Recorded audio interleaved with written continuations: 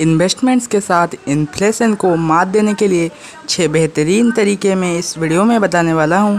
लेकिन उससे पहले चैनल को सब्सक्राइब करके बेल आइकन को ऑल पे सेट कर दो ऐसे वीडियोस देखने के लिए। आपको पता ही है रिसेंटली इंडिया में इन्फ्लेशन अपने हाईएस्ट लेवल पे है और इन्फ्लेशन से अपने पैसे बचाना चाहते हो तो इस वीडियो को एंड तक देख लो। वीडियो में आगे बढ़ने से पहले मेरी एक छोटी सी रिक्वेस्ट है, इस वीडियो को लाइक कर दो। वीडियो का लाइक एम सिर्फ और सिर्फ 2 लाइक्स का है तो उसे भी पूरा कर दो। Number 1 is inflation indexed bonds.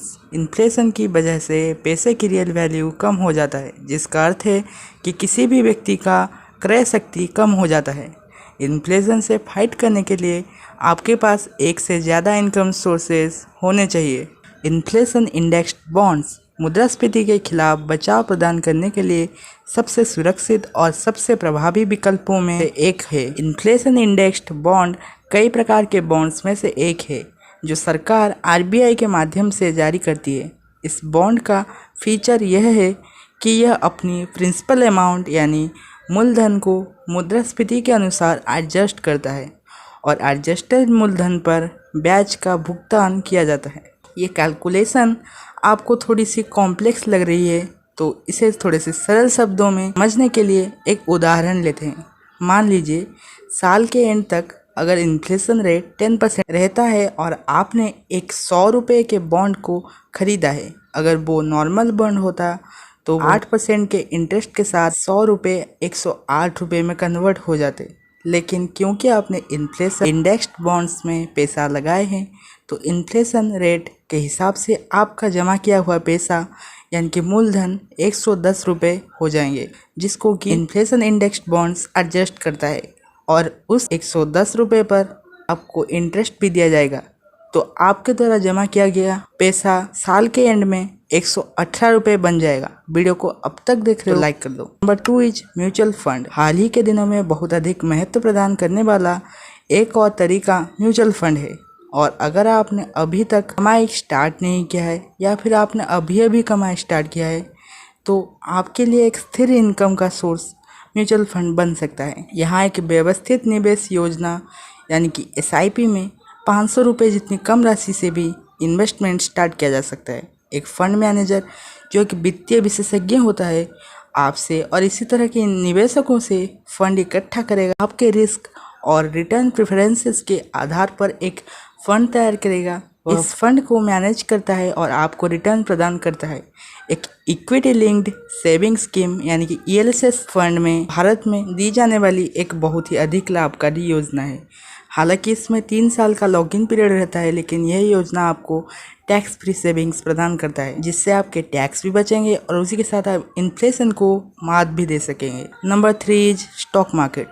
यदि आप लॉन्ग टर्म रिटर्न की तलाश में हैं तो स्टॉक मार्केट आपके लिए एक बहुत अच्छा विकल्प है। हालांकि स्टॉक मार्केट में ज़्यादा रिस्क होते हैं, लेकिन इसमें इन्वेस्ट करने से आपको हाई अमाउंट का रिटर्न भी मिल सकता है। भारतीय शेयर बाजार में 1992 के हर्षद मेहता स्कैम जैसे घटनाओं के बाद लोगों का स्टॉक मार्केट के प्रति अविश्वास पैदा होने लगा, लेकिन सेबी के आने के बाद लोगों का स्टॉक मार्केट के प्रति विश्वास बढ़ने लगा। स्टॉक मार्केट में इन्वेस्ट करने से पहले आपके लिए यह जानना बहुत ज़रूरी है कि स्टॉक कैसे काम करता है और निश्चित रूप से एक्सपीरियंस सबसे अच्छा शिक्षक है।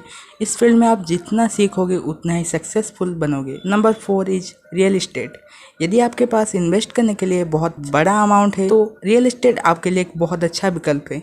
यह इंडियंस के द्वारा इन्वेस्ट किया जाने वाला सबसे भरोसेमंद इन्वेस्टमेंट ऑप्शंस में से एक है। रियल इस्टेट सबसे अधिक लिक्विड निवेश विकल्प है, जिसका अर्थ है कि इसे इमीडिएट कैश रिक्वायरमेंट्स के लिए नहीं बेचा जा सकता है। इस कमी को दूर करने के लिए एक विकल्प है जिसे रियल इस्टेट इन्वेस्टमेंट ट्रस्ट यानी कि REIT के नाम से जाना जाता है।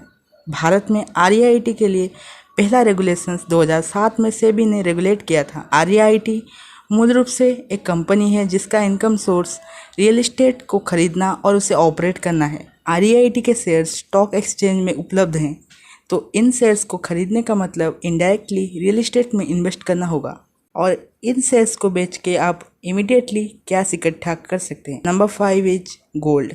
गोल्ड एक और इन्वेस्टमेंट है जिस पर भारतीय आबादी सबसे ज़्यादा भरोसा करती है। भारत में इस दुर्लभ धातु की भारी डिमांड है।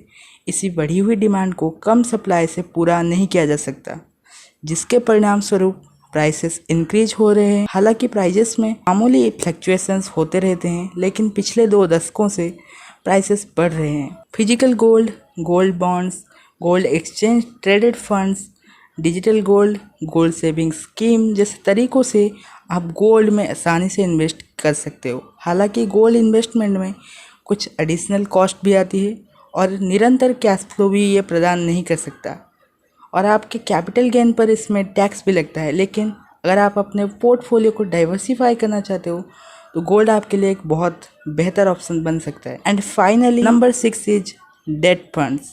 डिबेंचर और गवर्नमेंट बॉन्ड्स की तरह डेट फंड्स में इन्वेस्ट करने का विचार सबसे अच्छा होगा। इसमें रिस्क भी लोएस्ट रहती है, यह अत्यधिक लिक्विड इन्वेस्टमेंट है और साथ ही इसमें इंटरेस्ट पहले से ही फिक्स्ड होता है, तो इन्फ्लेशन के बाद भी आपका रिटर्न कम नहीं होगा। इन्फ्लेशन में बदलाव को देखते हुए इंटरेस्ट रेट को तय की जाती है, इसीलिए महंगाई को मात देने के लिए यह एक अच्छा विकल्प है। लेकिन एक बात सुन लो, आपके काम की है वीडियो को कट करने से पहले इन सभी ऑप्शंस में से किसी में भी इन्वेस्ट करने से पहले वो कैसे काम करते हैं, कैसे रिटर्न्स आपको दे सकते हैं, और अपने रिक्वायरमेंट्स को देखकर इन्वेस्ट कीजिए। वीडियो अच्छा लगा तो लाइक कीजिए और अपने दोस्तों के साथ शेयर कीजिए। मैं मिलता हूँ आपसे एक और इंटरेस्टिंग वीडियो के साथ, तब तक ये वीडियोस देख लो।